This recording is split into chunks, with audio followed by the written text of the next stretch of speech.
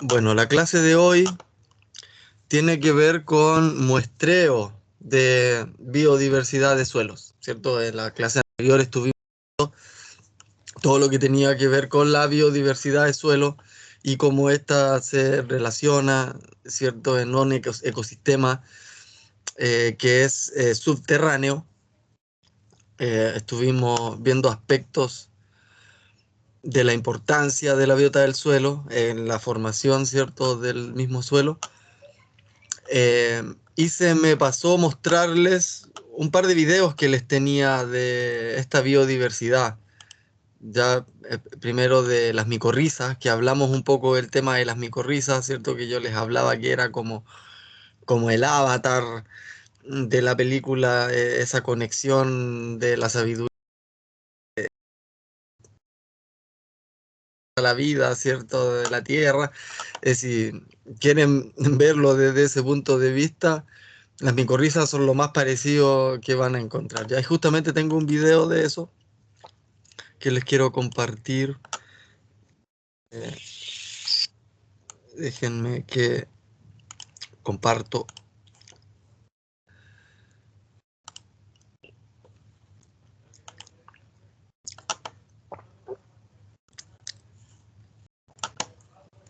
Y les muestro.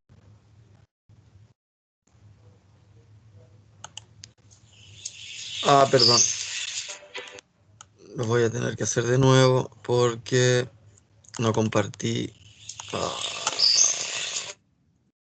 el sonido.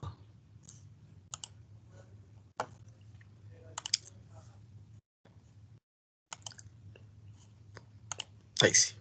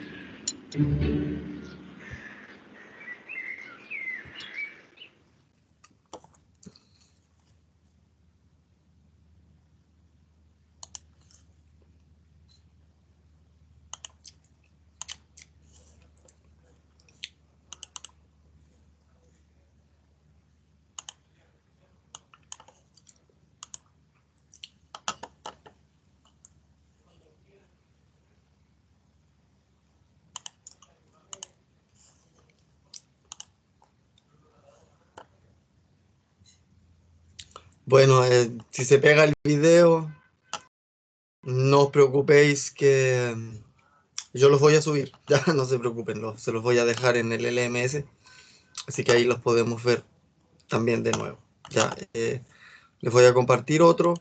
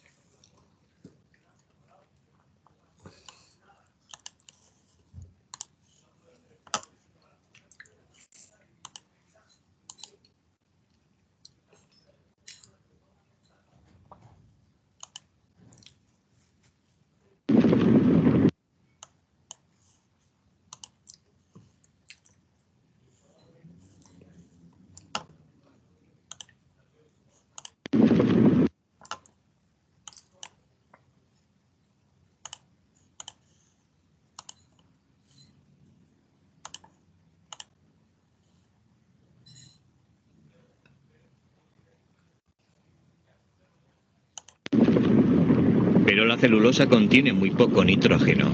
Para obtenerlo, algunos hongos atrapan a animales vivos.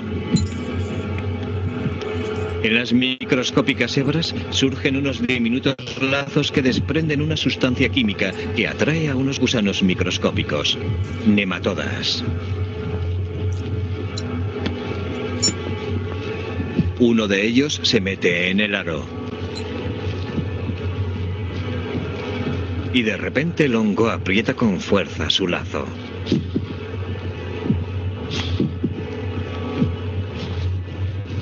Los gusanos mueren y el hongo consigue su nitrógeno.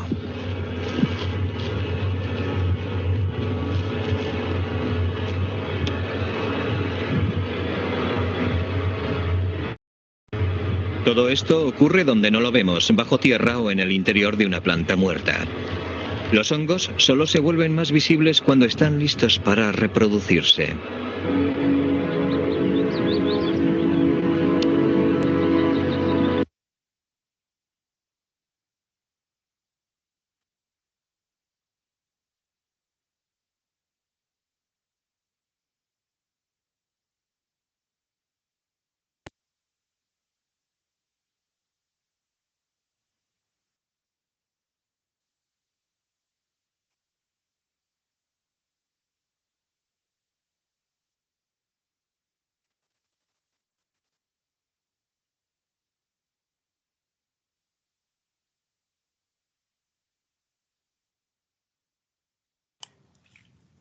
Bueno, luego de ver esos videos, me dice que tengo insuficiente calidad de la red. ¿Me ven y me escuchan bien? ¿O se escucha mal? Se escucha bien. ¿Se escucha bien, profe? Ya, buenísimo, genial. ¿Me confirman si pueden ver también la presentación de la clase? También se ve. Sí. Ya. Bueno, entonces, con esos videos que vimos, les quería terminar de mostrar un poco más de esta biodiversidad del suelo, ¿cierto? Sus posibilidades.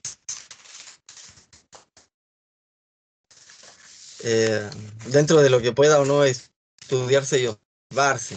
Ya el tema es en general un libro abierto aún, ¿cierto? Si bien ya se han descrito Profe, se escucha un más o cortado, menos no se le entiende nada. 20.000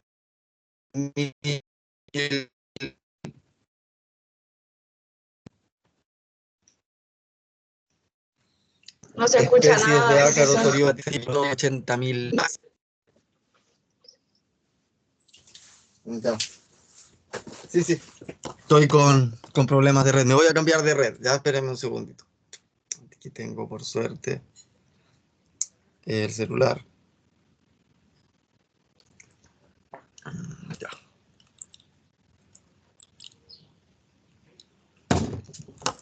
Espérenme 2 segundos.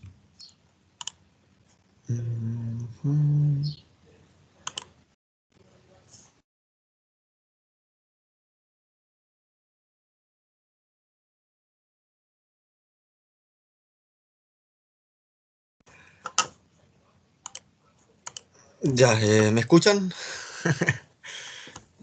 ¿Existen? ¿Están por ahí? Ay, me dice también que tengo insuficiente calidad de la red, me quiero matar. Malditas redes de internet. Bueno, a ver. Voy a buscar dónde ubicarlo. Cuando hable del internet, profe, se entiende súper bien. Ya, ahora me cambié de red. ¿Me escuchan mejor? ¿Fluye esto? Sí, profe. Sí, ahora sí. Ya, gracias. Voy a volver a compartirles, perdonen. Problemas técnicos, encima de todo siendo grabado. Ay. Bueno, entonces. Ahora sí. Ya, me confirman que pueden ver clase y que me escuchan Sí, fluido.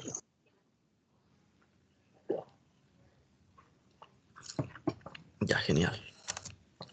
Bueno, recuerdan que, bueno, les venía hablando que es muy diverso. Si bien ya se conocen al menos 20.000 especies de ácaros oribátidos solamente, se estima que por lo menos otras 80.000 no han sido descubiertas debido a la tasa de acumulación de especies. Es complejo observar estas cosas en el suelo. Imagínense ustedes el trabajo que deben haber hecho para lograr observar con cámaras esta trampa que producen esos hongos que se alimentan de nemátodos. O poder estudiar estas redes de las micorrizas, ¿ya? Poder hacer conteo de micorrizas a través de distintas formas, principalmente esporas, pero es un tema complejo. Como también les contaba, no sé si me escucharon porque justo ahí se pegó, les decía que el estudio de la ecología de suelo, si bien ha avanzado bastante, sigue siendo un libro abierto. Hay mucho por descubrir todavía. Todavía poca la gente que se dedica al tema. Eh, este año va a haber un encuentro internacional de ecólogos de suelo para promover manejos del suelo que de alguna forma son potencialmente la solución a todos los problemas alimentarios y climáticos del planeta.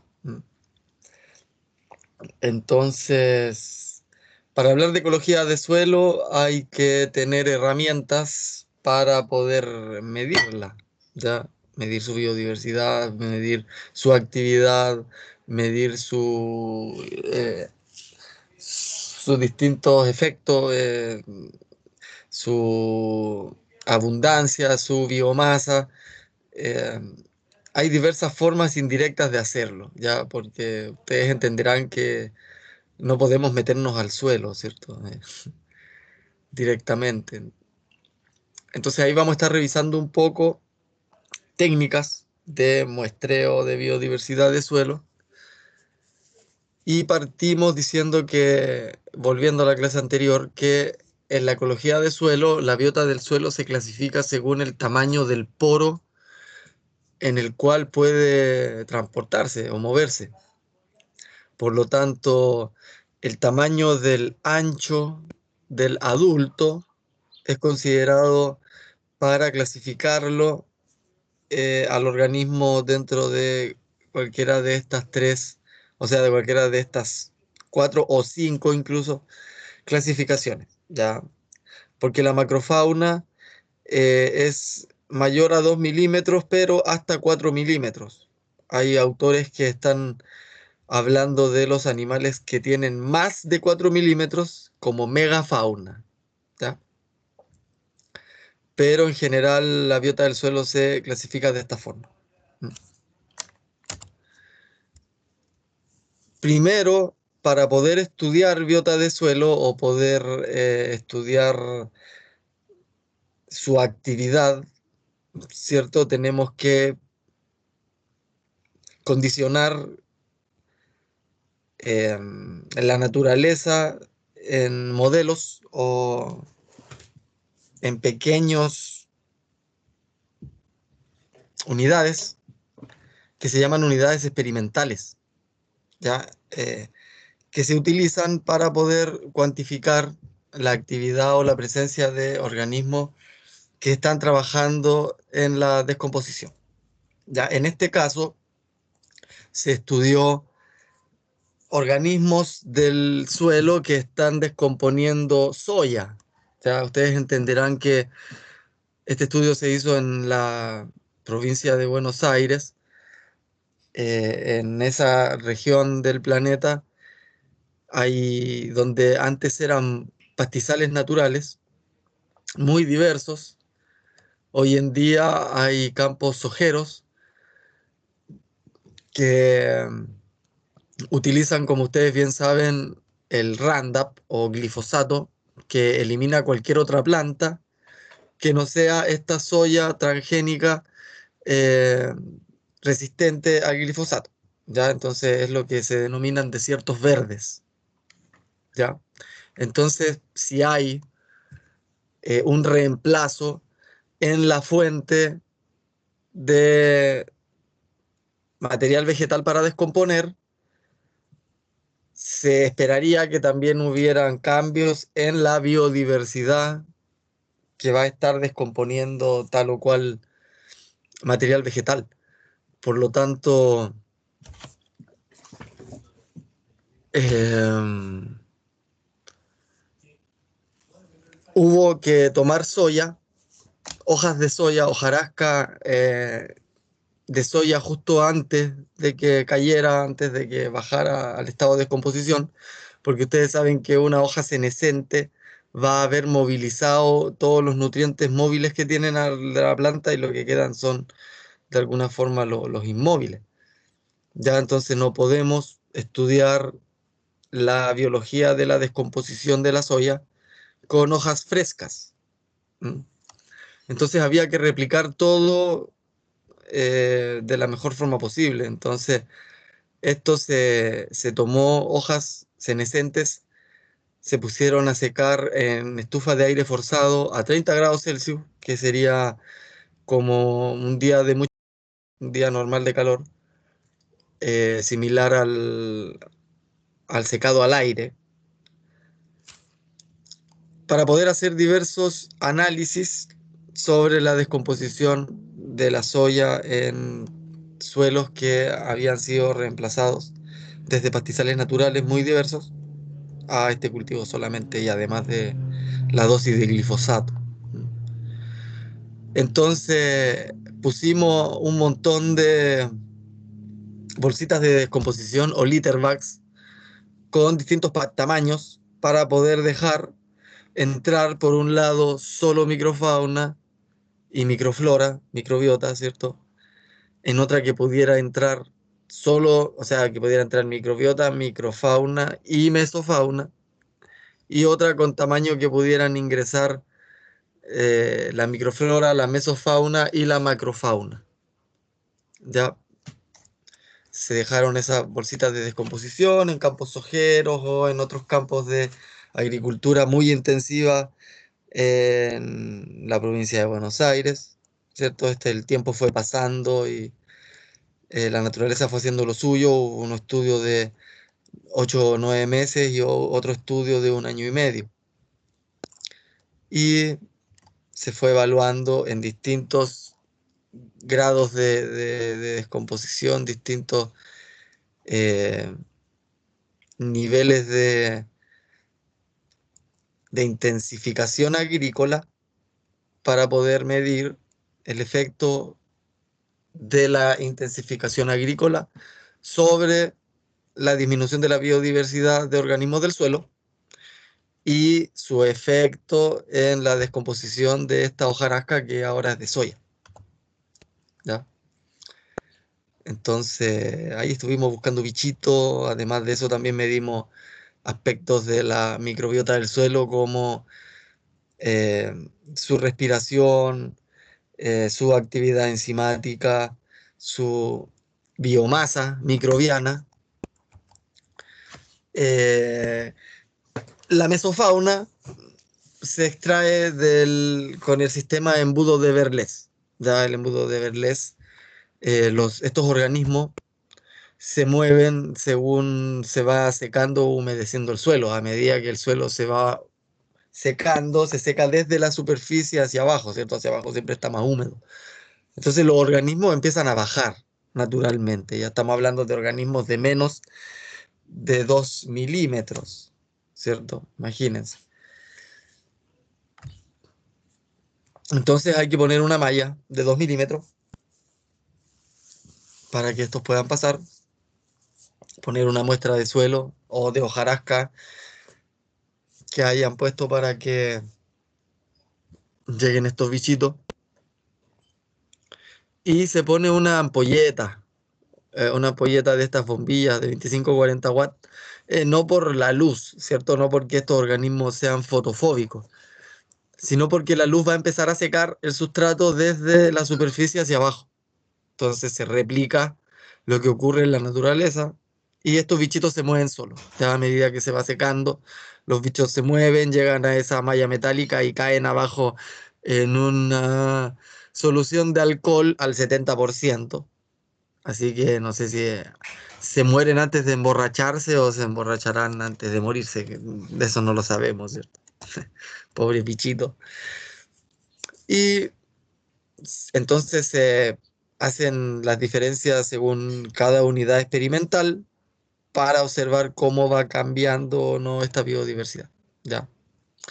Aquí hay otro sistema Berlés. Estos fueron los bichos de la mesofauna que yo tomé para la tesis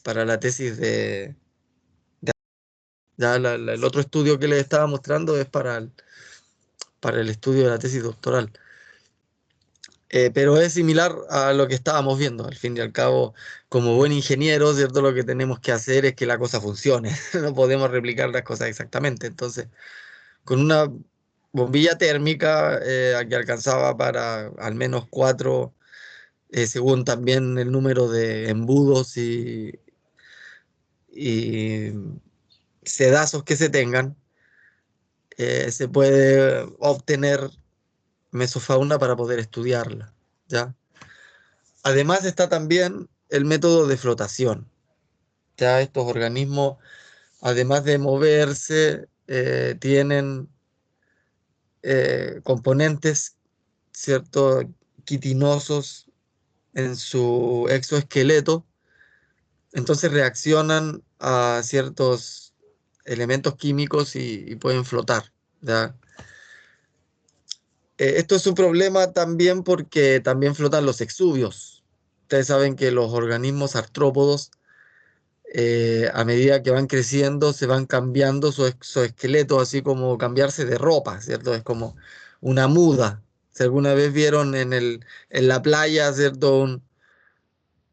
Un exoesqueleto de cangrejo inerte, eso se llama exuvio. Bueno, todos los artrópodos lo hacen. Entonces, muchas veces cuando se obtienen estos organismos mediante el método de flotación, flotan también los exuvios, entonces se genera una complicación a la hora de clasificar tanta cosa que aparece, porque hay que aparecen cosas. Imagínense que se pueden encontrar 200, 300 individuos en una muestra de 100 gramos, ¿cierto? En un puñado. ¿Ya? Entonces estos bichos son muy diversos y muy abundantes en serio. ¿Ya? Por más que uno no los vea, uno ve un montón de tierra, ¿cierto? Está puesto en el sedazo un montón de tierra. Bueno, en ese sedazo que se pone tierra con 3 distintos tamaños, en el último es donde quedan atrapados los de la mesofauna, ¿ya? Y después el resto de la mugre pasa. Y cualquier otra cosa que tenga ese tamaño también va a quedar ahí, ¿cierto? Pero es más fácil de observar.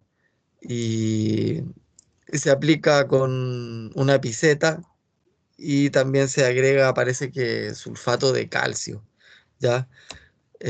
Allá mi compañera hacía ese trabajo con flotación y logró igual obtener muy buenas muestras de ecología, o sea, de bichos de suelo. Publicó también esta diferencia entre el embudo Berlés y el método de flotación, que eso tampoco había sido estudiado. Como les digo, cualquier estudio en ecología de suelo es un libro abierto, ¿ya? Eh, y se puede ir después con una lupa a observar todos estos organismos para encontrar todas estas cosas, ¿cierto? Que uno no ve a simple vista, que son hermosos colémbolos, o los que yo siempre les nombro ácaros oribátidos, maravillosos organismos eh, que se encuentran, pseudoescorpiónidos también, no sé si ustedes conocen, o muchos eh, coleópteros como el que ven abajo, eh, o tubulíferos como el que ven abajo a su derecha o abajo a su izquierda ácaros que son fitófagos o predadores también, pero son mesostigmátidos, ¿ya? Nada, particularidades, ¿cierto? Los oribátidos son un grupo de ácaros importante, los mesostigmátidos, que son los que están arriba a la derecha, y el que está abajo a la izquierda es un mesostigmata, o sea, un prostigmata, perdón. Ya, empezando a confundir. Eh, bueno, es así la clasificación taxonómica también de estas cosas, ¿cierto? Una ensalada de locuras que... Nada, hay gente que le gusta ya. Eh, en general el estudio de suelo es apasionante. ¿M? No lo digo personalmente, sino hay muchas personas que conozco que alguna vez se han metido a estudiar cosas del suelo y no salen más, ¿cierto? Es un mundo totalmente aparte. Bueno, eso es estudiar mesofauna solamente, ¿ya? Para estudiar microflora se nos complican un poco las cosas. Como les decía, solo en el planeta Tierra se estima que hay al más de 10 elevado a la 29 especies de procariotes, ¿cierto? Ese 10 elevado a la 29 son 29 ceros, ¿cierto? Entonces, vale la pena de alguna forma aprender estas cosas para ubicarnos un poquito en el planeta, ¿cierto? En la torta de biodiversidad, lo que realmente somos, los mamíferos, los cordados y todo eso, ¿cierto? Eh, la biodiversidad, por eso es tan importante el tema de la pérdida de la biodiversidad, porque allí se encuentra todo, y lo digo en serio, todo, absolutamente todo, está ahí, ¿ya? El tema es ese. ¿Cómo vamos a clasificar estas cosas? ¿Cómo es posible armar un, eh, un mapa genealógico, ¿cierto?, de estos bichos? Nosotros sabemos de dónde venimos, quiénes son nuestros padres, nuestros abuelos, nuestros ancestros. Podemos hacer un árbol genealógico, pero con el tema de los organismos del suelo se complica. Ya, primero porque vamos a estar observando biomasa en general, ¿cierto? Y vamos a ver cómo se estudia eso. Vas a saber a lo mejor que son procariotes o que son fungis. Vas a cuantificar cuánto hay, pero ¿cómo saber si eran distintos de unos de otros? Ese es el tema, obtenerlos del suelo y poder saber qué son, ¿ya? Hay otro problema, que los bichos del suelo se estima que al menos del 10% son cultivables. ¿Ya? Ustedes sabrán que cualquier estudio en microbiología, especialmente microbiología de fitopatología o médica, se utiliza mucho la placa Petri, ya que con un agar-agar o con un agar nutritivo o con agar papa dextrosa, o esos agares nutritivos los pueden hacer a la carte, ¿cierto? Pueden incluir las vitaminas, la hormona y los nutrientes que ustedes quieran. eh, y de esa forma se cultivan los microorganismos para después observarlos o después estudiarlos, ¿cierto? Eso es lo que se hace en una placa Petri. Pero resulta que de los organismos del suelo, menos del 10% son cultivables. Entonces, ¿qué pasa con el otro 90% de la biodiversidad? ¿Cómo la vamos a poder observar? ¿Cómo la vamos a poder sacar? ¿Ya? Y peor aún, clasificar, ¿no es cierto? Primero es complejo identificarlo, luego clasificarlo y después hacer una jerarquía taxonómica. Pero eh, aunque no lo crean, hay gente que está intentando hacerlo. Eh, y se requieren herramientas bien interesantes. Ya han tenido que recurrir a la genética molecular, y con estudios de biología molecular se ha podido lograr al menos tener una idea de cómo ir clasificando estas cosas.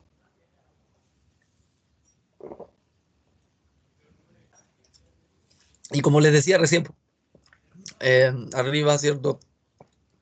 Las bacterias requieren aislamiento y cultivo para su tinción y observación. Pero si sabemos que menos del 10% lo podemos cultivar, entonces no sabemos nada. Entonces ahora la única forma que queda es observar genética molecular. ¿Ya? ¿Por qué? Porque se sabe que van a haber genes compartidos si tienen un mismo ancestro. ¿Ya? Entonces, cada gen homólogo que pueda tener algún grupo los acusa de que son primos o son al menos, sí, son primos, ¿cierto? Por así decirlo, que vienen de al menos un ancestro común, ¿cierto? Y podemos ver también genes que generan algún tipo de función específica y que se puede observar que se mantiene en ciertas líneas, ¿cierto? Un gen que se mantiene, un gen que se pierde, o un gen que estaba o no en cuál línea parental. Ya eso serían los genes ortólogos, ¿ya? Después tenemos genes que debido a la duplicación, ¿cierto? Se encuentran en el mismo organismo o por retrocruza, ¿cierto? Hay genes que se empiezan a repetir. Entonces, de esa forma también se sabe que ahí hay una línea parental directa. Entonces, con la clasificación, o sea, con la observación, ¿cierto? De poder encontrar tales o cuales posiciones dentro del gen, se puede hacer diferenciación entre estos grupos y así hacer árboles filogenéticos. ¿Ya? Uno de los más usados, como dice ahí la diapositiva, fue el gen 16S ribosomal, ya que se utilizó en biomasa bacteriana para poder generar este tipo de árboles filogenéticos. ¿Ya? Cuando se tienen fragmentos de 16 RNA, se pudo empezar a construir. Ya porque esto está presente en todas las células, tiene siempre la misma función, el tamaño provee suficiente información, por eso fue muy utilizado. Y para poder hacer estas cosas, lo que hay que hacer es tomar una muestra, ya esta muestra, extraer su ADN, de este ADN hay que amplificarlo, ya mediante un PCR que se llama Polymerase Chain Reaction, que es en realidad un organismo termófilo que replica eh, las moléculas de ADN o ARN que estén ahí. Entonces eso es lo que hace un termosiglador que se llama o un PCR, ¿cierto? Y una vez que ya tengo esta información genética recontra replicada, yo puedo hacer un análisis de pesos moleculares. Y eso es lo que ven al lado de la maquinita de PCR, ¿cierto? Eso es lo que se llama un electroforador, ¿cierto? Eso se llama electroforesis, que en realidad es poner todas estas muestras de ADN o cualquier molécula, ¿cierto? En un agar como gel y después ponerle electricidad, electromagnetismo, para que se muevan según el peso molecular que tienen. ¿Ya? Entonces, si llega más arriba o si llega más abajo, podemos saber qué tipo de molécula es. Y si nosotros ya conocemos estas moléculas, podemos poner un testigo y poner estas moléculas desconocidas, y si esas moléculas desconocidas se parecen mucho a nuestros testigos, vamos a asumir que son de peso molecular similar. ¿Ya? Eso es todo lo que se puede saber ya, al obtener una muestra genética de suelo, ¿ya? Por eso que es tan complejo. Luego, una vez que la electroforesis te clasifica todas las moléculas del mismo peso molecular, tú tomas este pedacito de gel que tiene todas las moléculas del peso molecular que tú esperas y lo llevas a una máquina para su secuenciación, ¿ya? Y esta secuenciación lo único que va a hacer es darte el mapa de las bases nitrogenadas dentro de la misma molécula de ADN, ¿ya? Entonces, el secuenciador les va a decir toda la secuencia adenina, citosina, timina, ¿cierto? Adenina, guanina. Y en general antes se mandaba a Corea a hacer esas cosas, ¿cierto? Ahora, por alguna razón allá era muy barato, ¿eh? Ahora ya se puede hacer en la mayoría de los laboratorios donde se tenga para hacer PCR, ¿ya? Ahora es más común. Y con esa secuenciación de ADN empiezas a...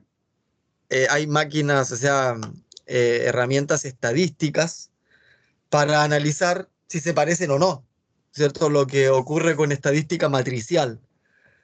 Y se generan matrices de similitud o matrices de disimilitud según el indicador o según el estadístico que ustedes busquen, ¿no? En general, para la biodiversidad se utiliza el de Bray-Curtis o el de Jacquard, ¿no? Matrices de similitud. Y en base a análisis multivariados o modelaciones multivariadas, se pueden obtener estos árboles filogenéticos. Todo esto ya, una vez que ustedes hacen todo el trabajo laboratorio de la extracción del ADN del suelo, de la amplificación por el PCR, ya el resto del trabajo lo hacen puros robots y herramientas informáticas. De esa forma se pueden obtener estos nodos, ¿cierto? Esas ramas, eh, o lo que se llama en estadística un dendrograma, ¿ya? Estos dendrogramas se construyen de esa forma. De esa forma se puede saber entonces si estas bacterias que se encontraron en el suelo son distintas entre sí o no, ¿ya?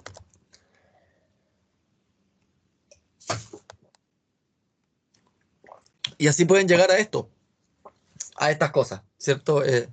Justo ustedes tenían un bichito raro que es el strain 324, así le puso el investigador porque strain significa como cepa, ¿cierto? La cepa 324 que encontró por ahí no sabía qué era.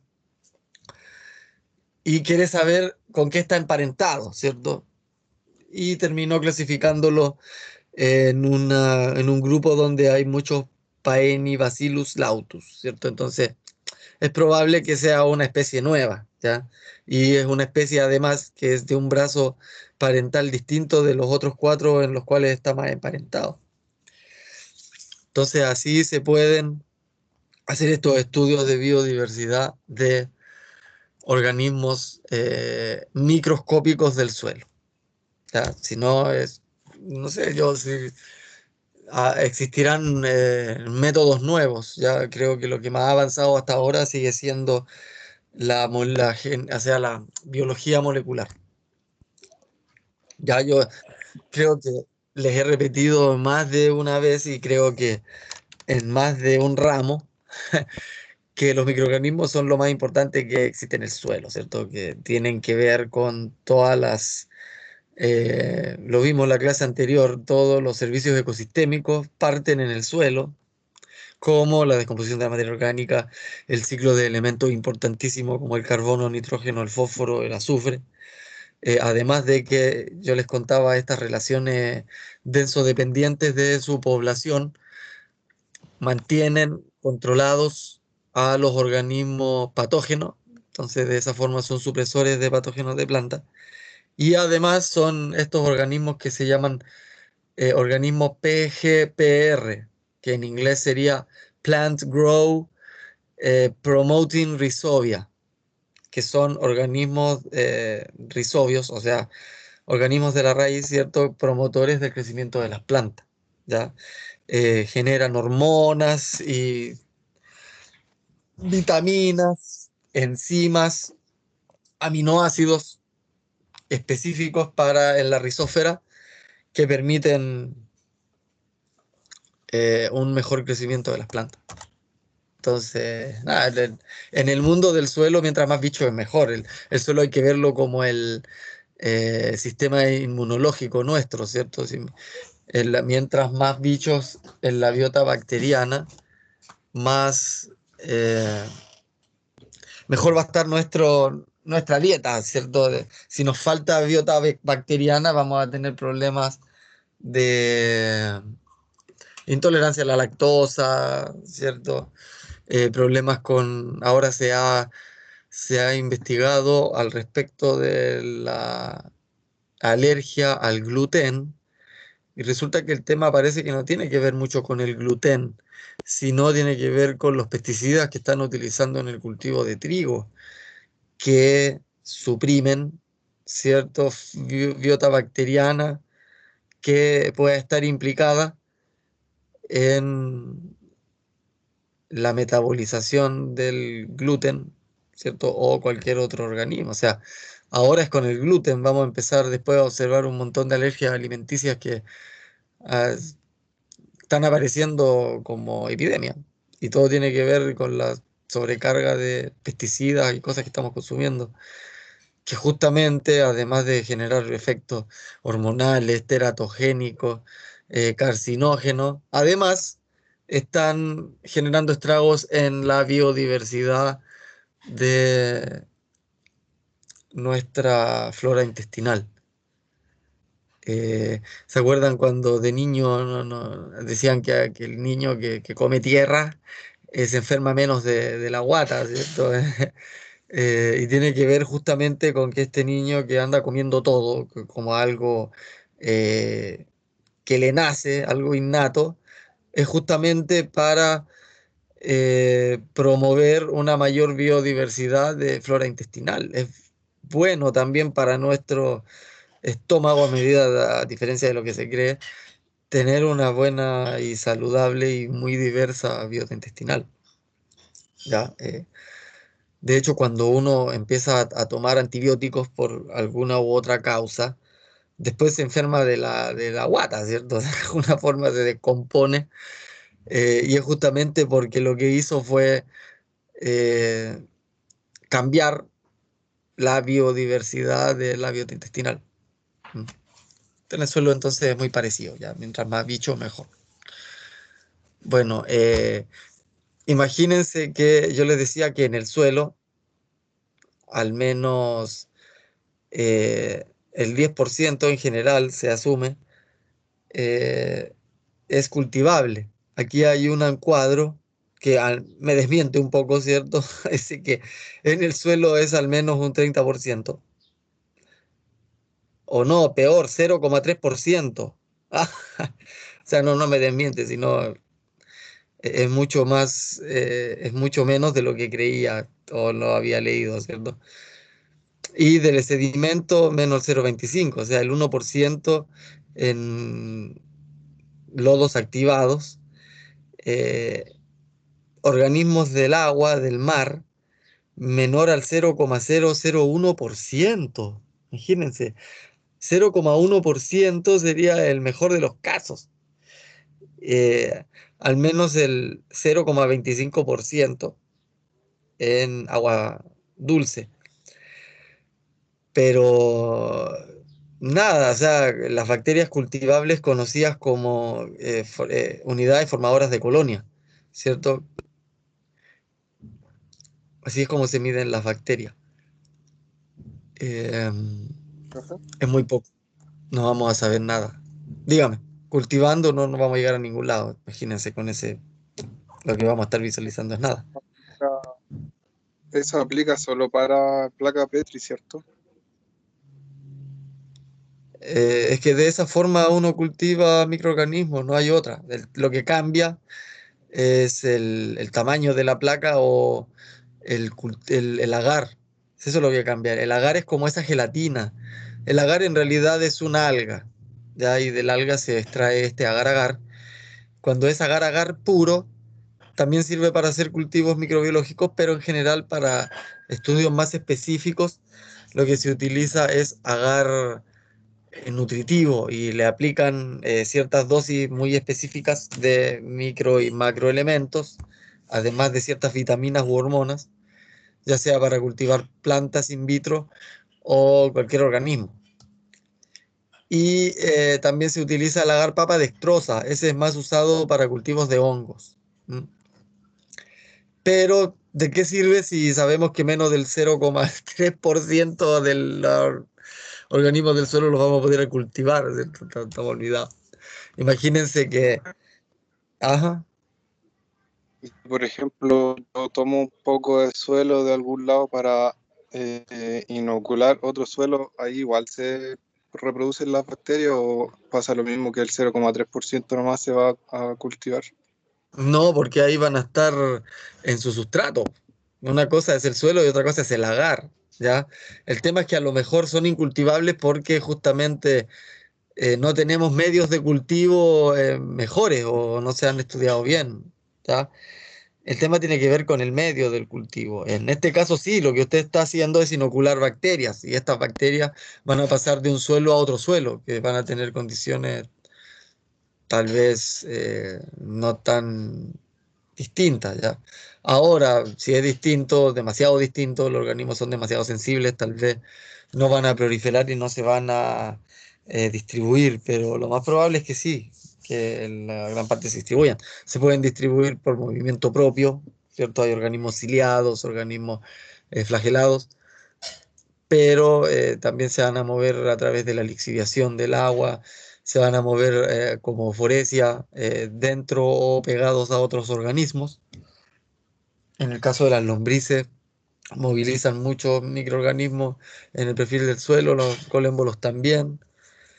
Entonces, así es como se van a distribuir de alguna forma también estos microbios. ¿Mm? Imagínense que hay datos de cuantificación donde en un suelo forestal se encontraron 4 por 10 elevado a las 7 células, ¿cierto? Esto es 4 con 7 ceros, ¿ya? Serían 40 millones, a ver, sí, 40 millones de células, en un gramo, ¿ya? Ese es el tema, es en un gramo, 40 millones de células, solo en un suelo forestal. Y en un suelo cultivado o un suelo de pastizales, vamos a encontrar 2 por 10 elevado a 9, o sea, 2 con 9 ceros, o sea, 2.000 millones. 2.000 millones de células procariotas en un gramo de suelo. Ya, esto es una locura.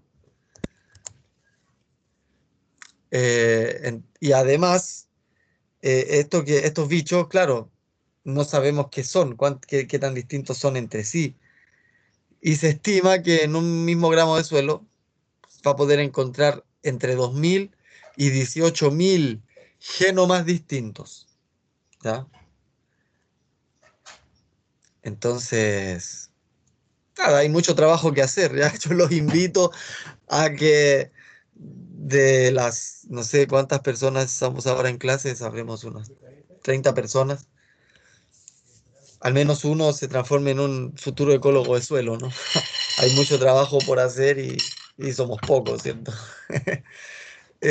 Imagínense que eh, la diversidad presente en un gramo de suelo puede exceder todas las especies catalogadas conocidas hasta el momento por el hombre, ¿cierto? Si bien The Tree of Life Project, que es el proyecto más importante de recopilar nodos de taxonomía de biodiversidad total a nivel mundial, tiene poco más de 16.000 especies inscritas.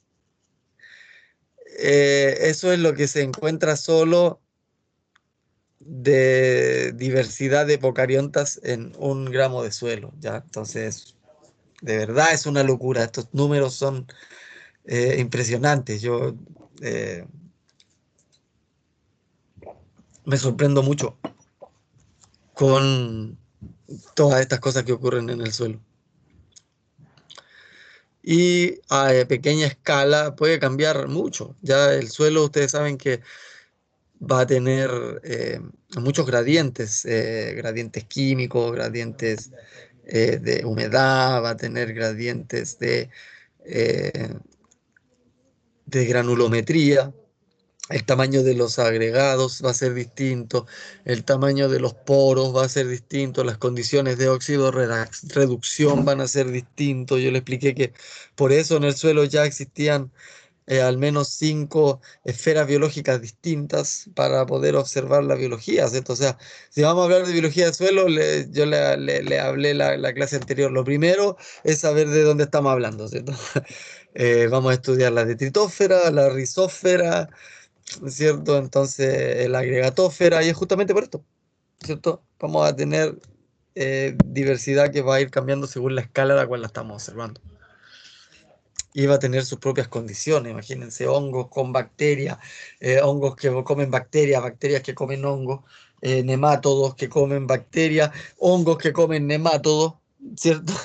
De repente otra raíz, una raíz muerta que se la está comiendo una bacteria, que vino un ácaro vibátido a comerse esa bacteria, o vino el ácaro vibátido a comerse el trozo de raíz y se llevó pegada a la bacteria y después esa bacteria la dejó en otro lado y vaya a saber, o sea, ese tipo de situaciones o dinámicas se van a dar en el suelo.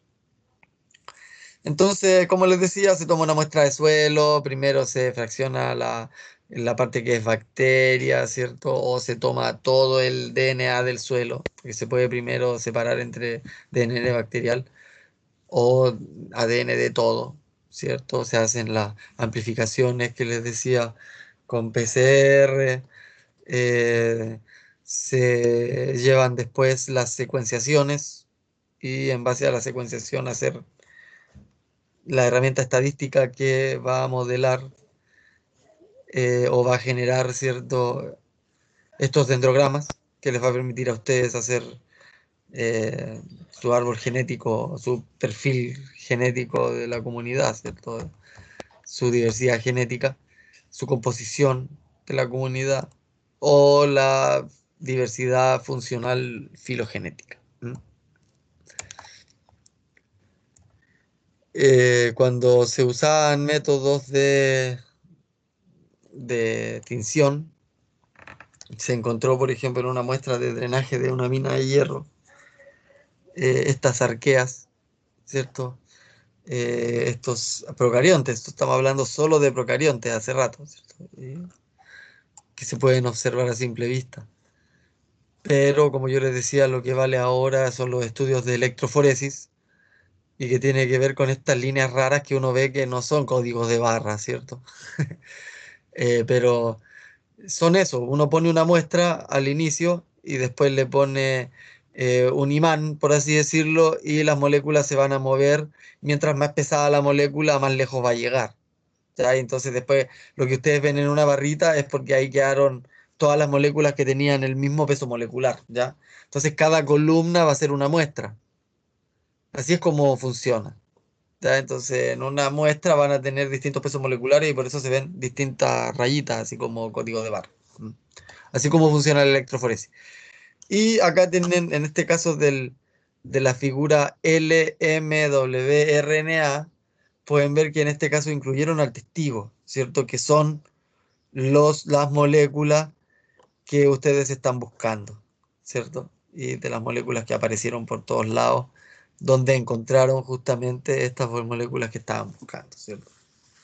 Y en base a esa molécula que estaban buscando, que son justamente estas que se comparten entre distintos grupos filogenéticos, es la que se considera para generar el nodo o el dendrograma de biodiversidad, ¿ya? Y esas son las moléculas principalmente usadas, ya para el tema de estudio de procariontes al menos, ¿ya? Y estos son los estudios de biodiversidad que se están llevando a cabo para determinar como puede ser la biodiversidad de tal o cual organismo. En este caso, las procariontes. Para poder llegar finalmente a eso. Ese es el tema al final. Un dendrograma con la biodiversidad de genes distintos, de moléculas con distinto peso molecular que fueron encontrando. ¿Ya? El biolog se utiliza para conocer ¿cierto? Moléculas específicas que reaccionan, ¿cierto? A una tinción y poder hacer análisis rápidos, ¿cierto? De diversidad distintos, sí. No había entendido el dibujo anterior. Ujú. Esto, Sí, este eso. es un dendrograma que se hizo, recuerden el trabajo primero. Primero se obtiene la diversidad de muestras, estas muestras se corren por electroforesis, luego de la electroforesis viene la codificación, luego de la codificación viene el mapa informático o el programa informático bioestadístico, y con ese programa estadístico se genera el dendrograma. Ya, pero nada, eso es para mostrarles, tampoco es para que se compliquen con esto, ya yo les estoy contando, ya. No les voy a preguntar todas estas cosas así, ya no me interesa que lo entiendan de esa forma. Pero yo se los muestro, nada más, ¿cierto? No les voy a preguntar, a ver ya cómo se hace el biolog, explíquelo, no, nada de eso, ya no se complique. Todo esto que les estoy mostrando es más que nada para que lo vean, ya vean cómo se hacen las cosas. Bueno, también hay patrones de fosfolípidos, ¿cierto? Cada grupo microbiano, por ejemplo, va a tener un patrón específico de fosfolípidos, por lo tanto, ya es más fácil saber mediante este patrón un poco más rápido. También utiliza programas informáticos. Si se trata de arqueobacterias, de bacterias anaerobias, de bacterias gram negativas, positivas, de cianobacterias o directamente hongos, ¿cierto? Solo con su perfil de su fosfolípido. ¿Ya? Son métodos rápidos que se pueden hacer en muestras de suelo. ¿Ya? Solo para saber si en forma rápida su biodiversidad. Eh, a ver, otro análisis que se puede hacer es el de ADN recombinante, ya en los perfiles de los ácidos grasos de la membrana, que tiene que ver con lo que decíamos recién, los fosfolípidos. Y diversidad ecosistémica, diversidad específica o diversidad intraespecífica. ¿Ya? Diversidad de ecosistemas, diversidad de especies y diversidad de genética, ¿cierto? Esa es la diversidad intraespecífica. Y además se puede medir también el carbono, el nitrógeno, el fósforo de la biomasa microbiana, ¿cierto? Eh, mediante el método de la fumigación-extracción o mediante el método de la fumigación-incubación o mediante el método de la respiración inducida por sustrato. A ver, ¿en qué consiste el método de la fumigación-extracción? Uno toma un suelo y toma dos muestras de ese suelo, ¿ya? En uno van a tener un suelo que van a fumigar, esto se fumiga con cloroformo, ¿cierto? Cloroformo metanol, y matan toda la biota que había ahí con cloroformo metanol, ¿ya? Y por otro lado, la otra muestra no le echan nada, ya la dejan así nomás. Y después proceden a obtener la muestra del carbono total de ambas muestras. ¿Ya? Hay métodos para eso. Entonces después toman la muestra que fue fumigada, que va a tener todo el carbono que liberaron, ¿cierto? Las microbios cuando murieron, y la otra muestra que va a tener solo el carbono que había en el suelo y no el carbono que estaba dentro de las bacterias, ¿ya?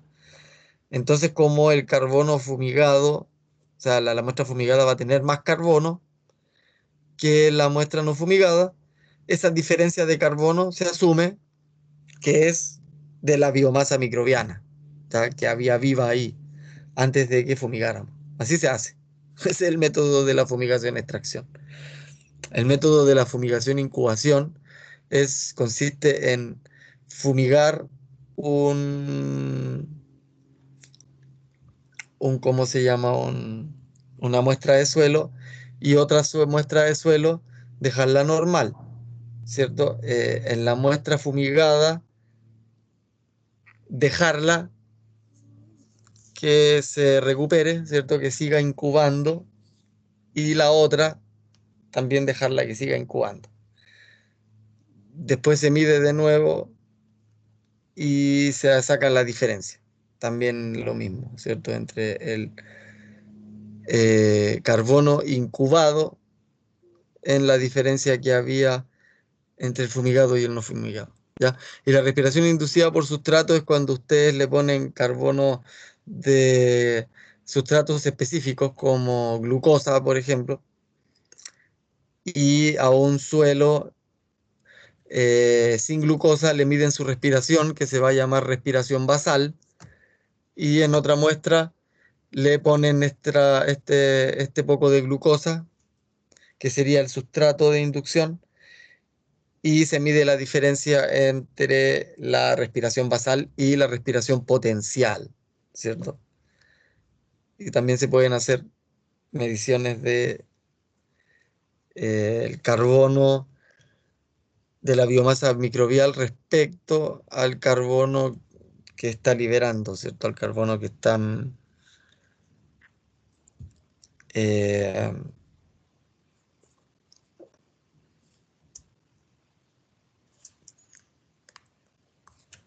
al carbono que están respirando, al carbono que están mineralizando, esa es la palabra, ¿ya? Cuando se libera carbono del suelo, mineralización. Ya, igual recuerden que un buen suelo no va a mineralizar tanto carbono como un suelo que está muy, muy intervenido, ¿cierto? Un mal suelo tiene una tasa respiratoria mayor. ¿Mm? ¿Por qué? Porque en general un buen suelo va a estar atrapando carbono, ¿ya? Un mal suelo lo va a estar perdiendo. Eso tiene que ver con la tasa de mineralización de carbono. Y además se pueden obtener distintas cosas. Por ejemplo, si uno tiene el carbono de la biomasa microbiana y tiene el carbono orgánico total, se obtiene el cociente microbiano, ¿cierto? O cuánto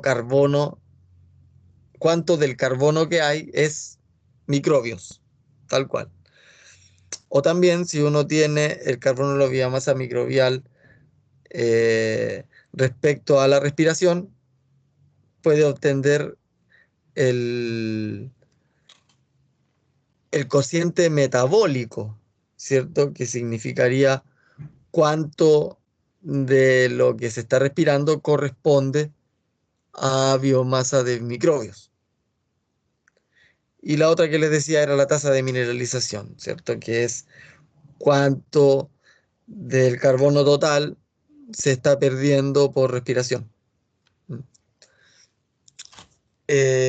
Otro método es el del ATP, ¿cierto? Se estima cantidad y actividad y mediante enzimas ATPasas que se agregan al suelo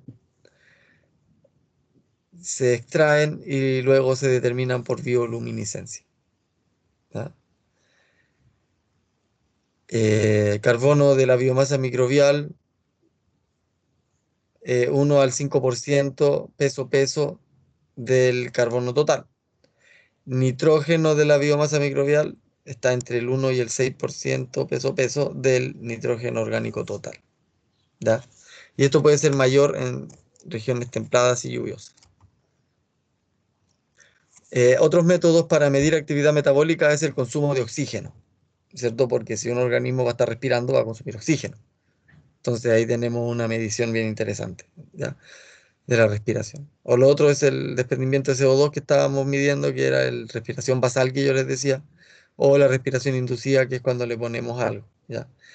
El cociente respiratorio, que es el carbono el que yo les decía, el cociente metabólico, es lo mismo que el cociente respiratorio, ¿cierto? El carbono que se está mineralizando respecto al carbono de la biomasa microbiana. O sea, cuánto del carbono que se pierde es carbono de microbios. Ya las microplacas biolog para conocer distintas fuentes de carbono y nitrógeno por este método del color. Incubaciones para medir la tasa de mineralización que yo les decía del carbono o del nitrógeno, o la tasa de inmovilización, que sería lo contrario a la mineralización, ¿cierto? Un suelo que en vez de, de liberar CO2 lo absorba, sería un lujo, ¿cierto? Pero no, lo único que nos queda es disminuir su mineralización lo más posible. Al final las plantas son las que están bombeando desde el cielo carbono al subsuelo, ¿cierto? Eh, Se pueden hacer mediciones in situ o ex situ. Ya yo he hecho incubaciones de respiración del suelo ex situ en estudios de microcosmos que se llaman, pero entiendo que también una vez conversando con la profesora Estrella, ella había medido respiración in situ. Ya entonces fue y puso un tarro dentro de otro tarro y pudo aislar las condiciones para medir solo el CO2 que estaba saliendo del suelo en el mismo campo, ¿ya? Van a haber incubaciones aeróbicas o anaeróbicas, van a obtenerse ambos tipos de actividades porque hay ambos tipos de organismos en el suelo.